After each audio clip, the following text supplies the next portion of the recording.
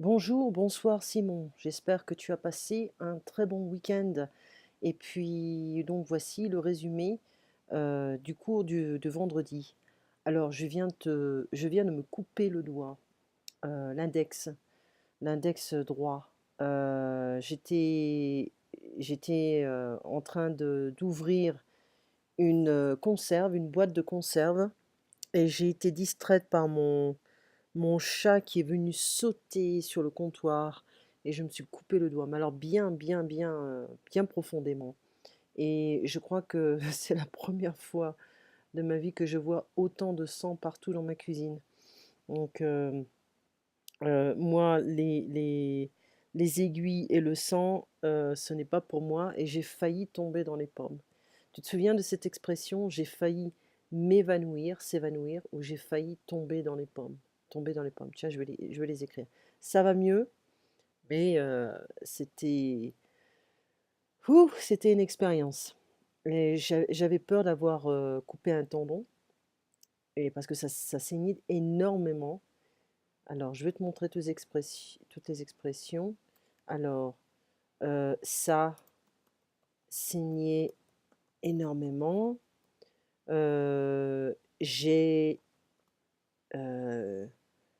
euh, je me suis, non, qu'est-ce qu'on pourrait dire? Euh, ah, j'ai eu un petit malaise, ok, et je me suis presque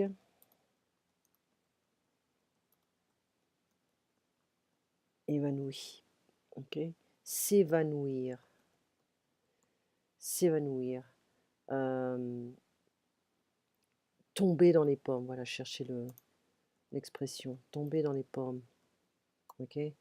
Donc, it's to fond the apples, meaning like you have a blackout. Ok, donc la dernière fois, nous avions parlé de sommeil. 5 heures de sommeil, c'est ce que j'ai en général. Euh, je dois avouer que samedi, j'étais très fatiguée parce que j'ai passé toute la semaine à ne pas dormir.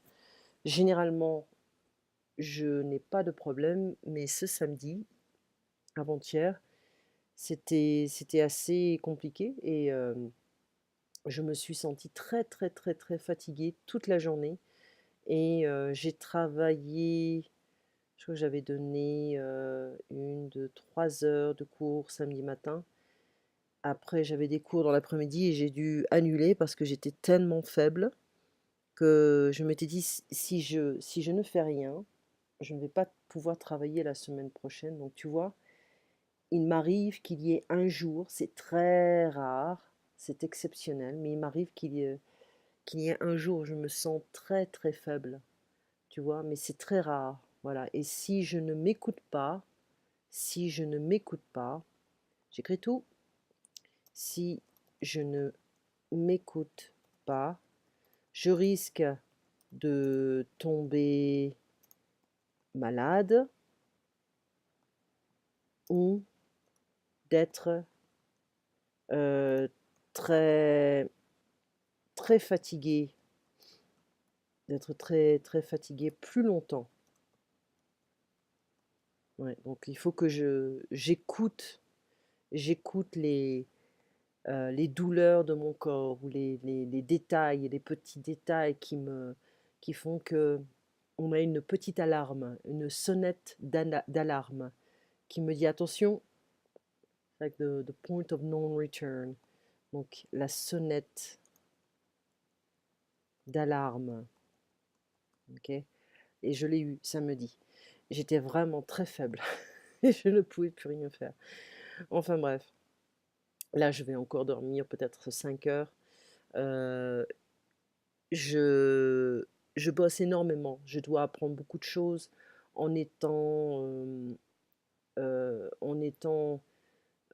les affaires. Je dois promouvoir, faire de la promotion constamment et je dois me renouveler. Je dois renouveler les manières dont je vais promouvoir mes cours. J'ai eu des propositions d'écoles qui veulent m'embaucher, mais le problème, c'est que les écoles veulent que je travaille dans des endroits qui sont très loin de l'école de ma fille et je fais le sacrifice de travailler pour moi, pour être plus proche de ma fille, avoir passé du temps avec elle et l'argent, ce n'est pas tout. L'argent, ce n'est pas le plus important, ça aide, mais aussi avoir des relations de qualité avec ses enfants, avec sa famille, c'est très important et ça, c'est ma priorité, voilà. Donc le sommeil, c'est important. Je ne sais pas combien d'heures de sommeil on a tous besoin. Je pense qu'on est tous différents, surtout quand on est jeune. Donc, je me suis entraînée à faire ça, OK? Comme je te l'ai dit comme je te l'ai dit, il m'arrive il arrive un jour que je puisse me sentir plus faible, mais c'est très, très rare, voilà.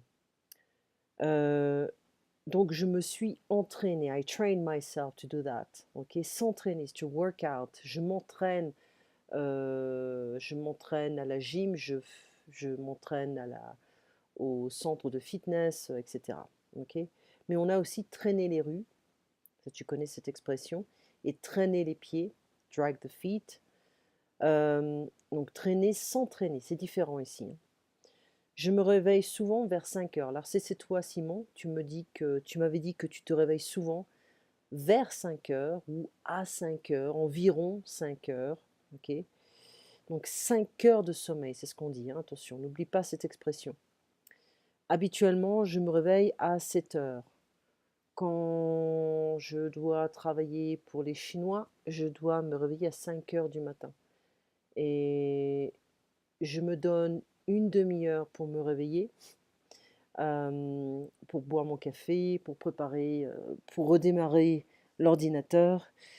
Et normalement, je suis rapidement prête. Je suis rapidement prête. Mais après, je sens que je dois ralentir le rythme. I have to slow down the pace because I can't just go on and on and on and on like that. But I have to. Je dois faire attention. Voilà. Euh, Quand j'avais 20 ans, je pouvais travailler énormément. C'était incroyable. Maintenant que je pense à ça, je m'étonne. Je me surprends de savoir à quel point je travaillais avant. Mais maintenant, ce n'est plus la même chose. Voilà. Euh, Impatient, impatient. Je suis impatient, tu es impatiente, etc. Ils sont impatients. Ils s'inquiètent d'eux, s'inquiéter d'eux, to be worried about something. Okay? Se faire virer is to get fired. I think I made a mistake here. S'ils vont se faire virer, I have an extra réflective. I don't care about the se. S'ils vont se faire virer. Let me write it down. Ok. S'ils vont se faire virer. So you can also see si ils vont se faire virer. C'est bon, c'est correct aussi. Okay? Généralement, on va contracter, surtout quand on le parle. Donc, s'ils vont se faire virer, if they're gonna get fired, ils sont emmerdés, ils sont compétitifs avec les détails. Ah, on avait parlé de la différence entre travailler pour une entreprise et travailler à son compte, travailler pour soi. Alors, on a plusieurs expressions en français, tout dépend de son statut juridique. D'accord? Travailler à son compte, c'est freelance, travailleur, indépendant.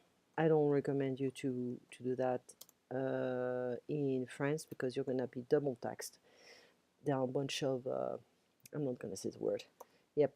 So, donc travailleur à son compte, on a le statut de SARL, de EURL, etc., etc. Donc, quand on a des statuts, on peut dire,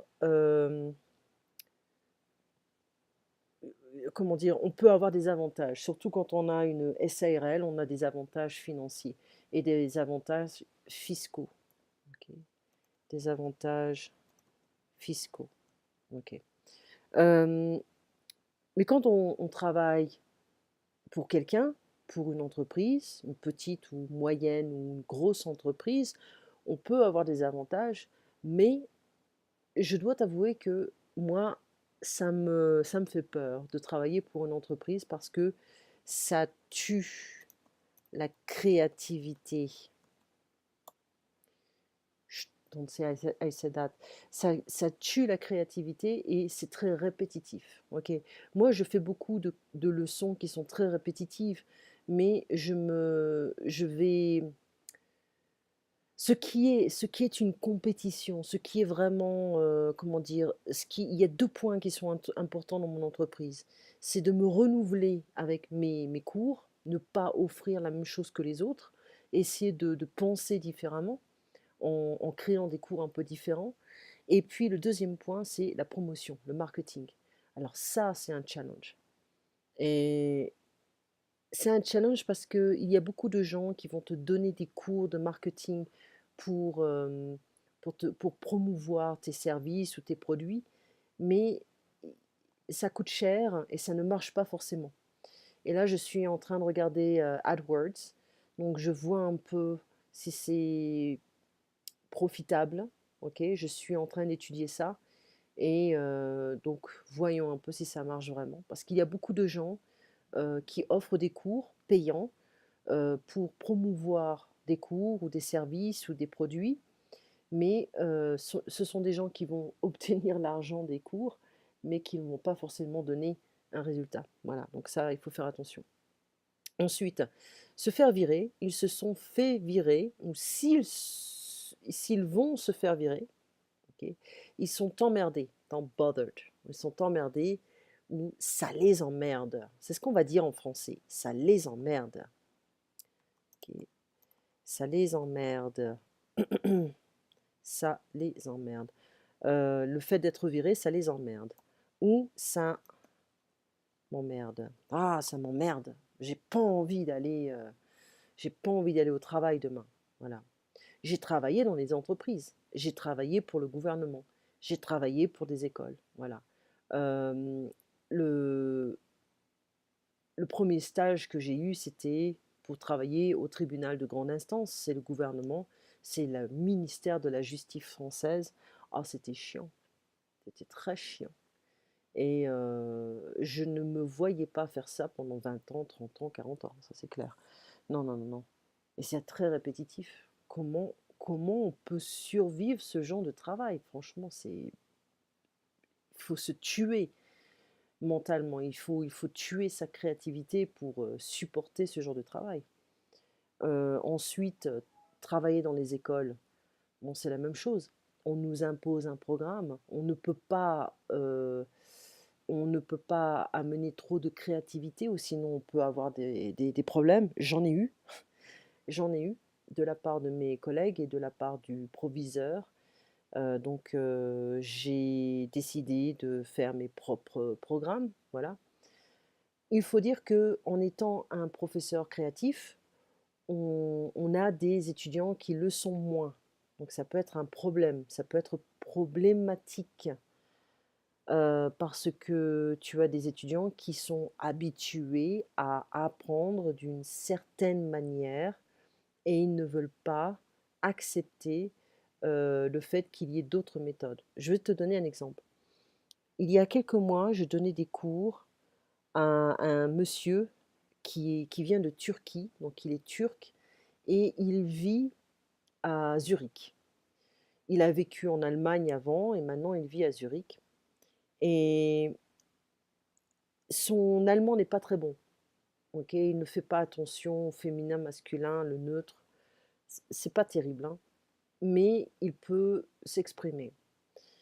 Il travaille, non, il vit à Zurich, mais il travaille à Lausanne. C'est la partie française de la Suisse. Et il doit apprendre le français.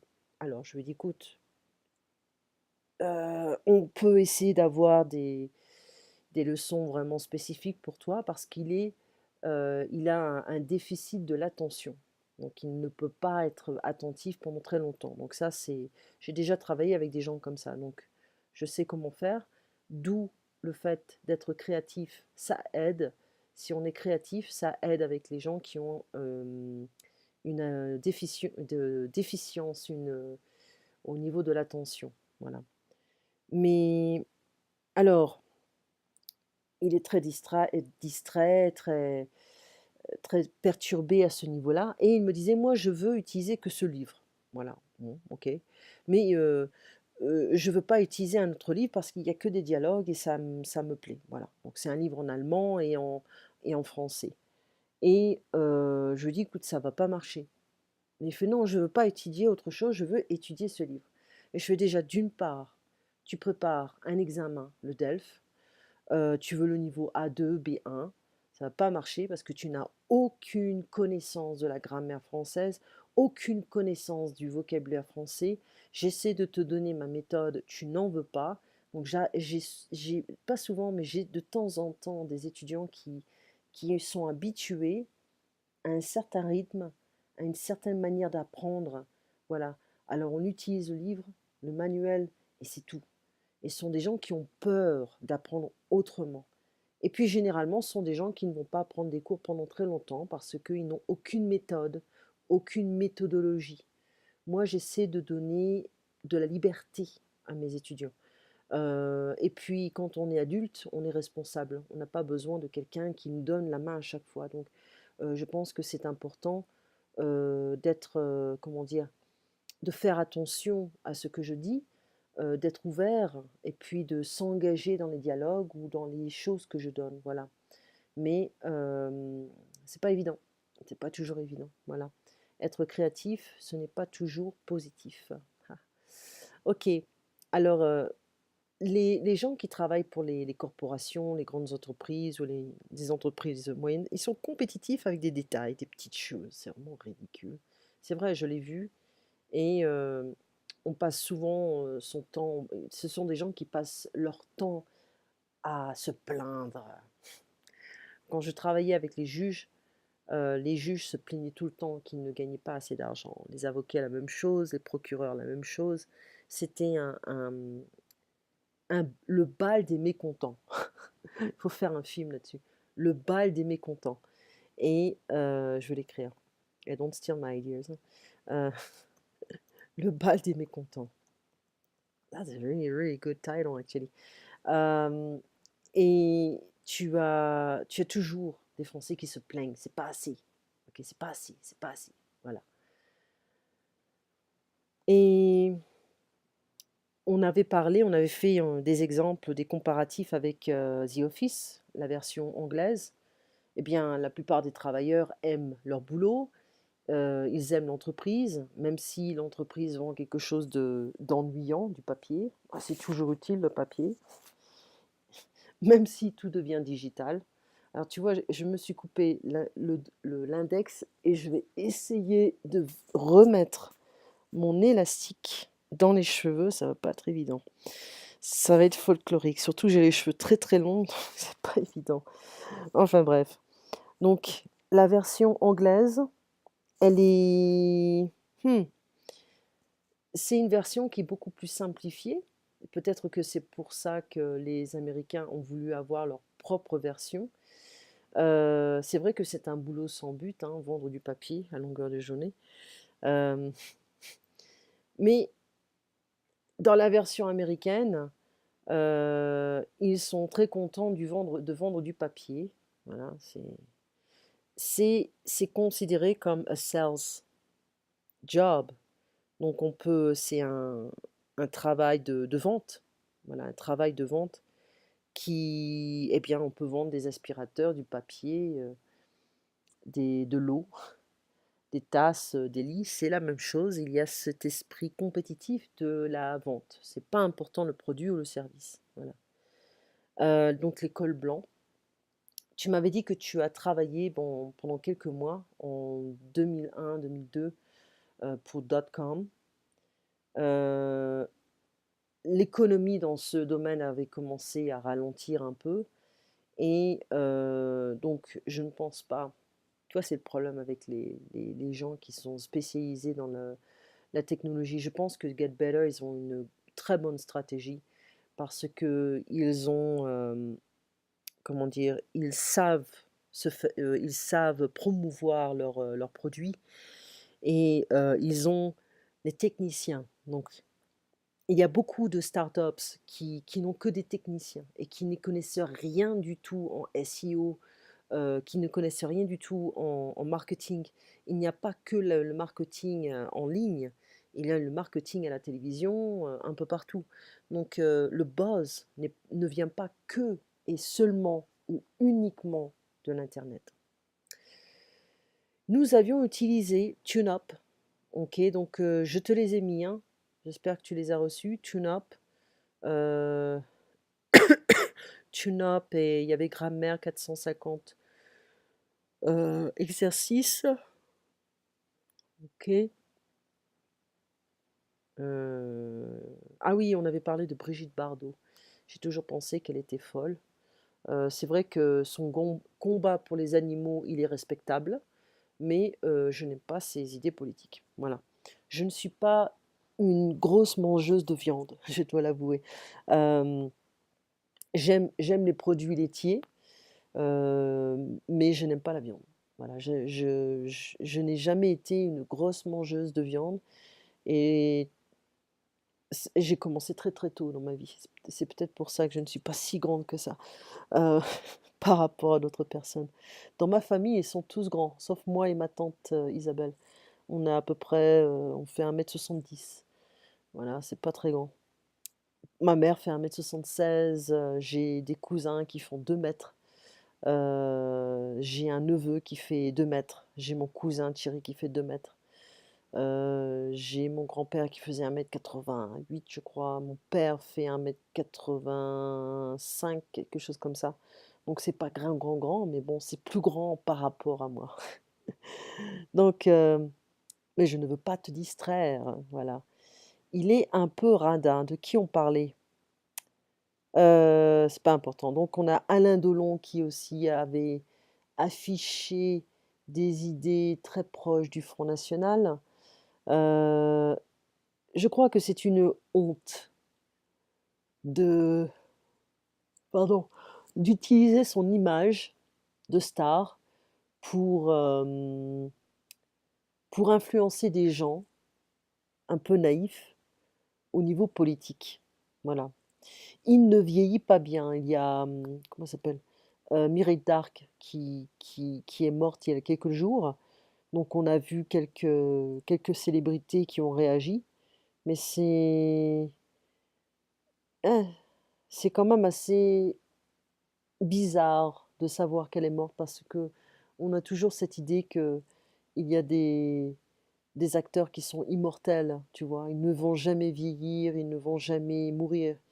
Et en fait, on en a perdu quelques-uns là dernièrement. Euh, et on avait fait quelques petits exercices, hein. Voilà, moins que, plus que, aussi bon que. Voilà. Attends une petite seconde, j'ai mon papier. On avait donc fait, je suis désolée, c'est, euh, je crois que le soir, je dois me coucher tôt. C'est tout, je deviens une grand-mère maintenant. On avait utilisé ce livre. Je t'ai envoyé un livre de Bernard Werber, mais j'ai pas trouvé l'audio. Je sais pas ce que j'en ai fait. Alors, on... Je vais passer une chanson française. Je reviendrai hein, pour vérifier que j'ai tout fait. Donc, ça c'est ça. Et on avait fait la page 127, les comparatifs. Je parle comme une française. Les comparatifs. Voilà, comparatif, superlatif. Le mieux est l'ennemi du bien. Mm. Alors, on avait fait l'exercice 376, 377, 378. Ah, c'est pour ça qu'on avait parlé de Brigitte Bardot. J'avais oublié. Et je t'avais demandé de faire 379, je crois. C'est quelque part ici. 379, 380 de la page 128. Ok, attends. T'as pas eu le temps de le faire, c'est pas grave, hein. Souligner les comparatifs. Donc ici, on doit souligner plus que. Ok, moins que, aussi que. Cet hôtel est plus confortable. Nous n'avons plus de chambre libre. Il n'y a pas de comparatif, c'est uniquement ici. On ne voyage plus l'été car elle n'aime pas la chaleur. Not anymore, ce n'est pas un comparatif. Cette chambre est plus calme que l'autre. Oui, un comparatif, plus que. La climatisation, air conditioning, ne fonctionne plus depuis hier. Doesn't work anymore, no longer works. Mes bagages sont plus lourds que les tiens. Oui, un comparatif, plus que, plus lourd que. Il n'y a plus de réceptionniste. On ne compare pas. Le prix de la chambre est double. Le prix de la chambre double est plus cher. Ça, c'est une phrase incomplète. On aurait pu dire plus cher que l'autre. Ok. Donc, on a un comparatif, plus. L'ascenseur n'est plus en panne. Vous pouvez l'utiliser, pas de comparatif. Et la chambre 302 est plus spacieuse que la 301. Oui, comparatif. Des frères qui ne se ressemblent pas beaucoup. Complété par plus que, moins que, aussi que. Donc le signe moins, c'est moins que, plus que et égal, aussi que. Ils sont moins agités qu'avant. Energetic, agitated. Christophe est plus âgé que son frère Alain. Alain est moins indépendant que son aîné. Ils sont aussi têtus l'un que l'autre. Ça, c'est une phrase importante. Aussi têtus. Stubborn. I'm trying to find the right pronunciation for it right now. My brain is just stuck. It froze.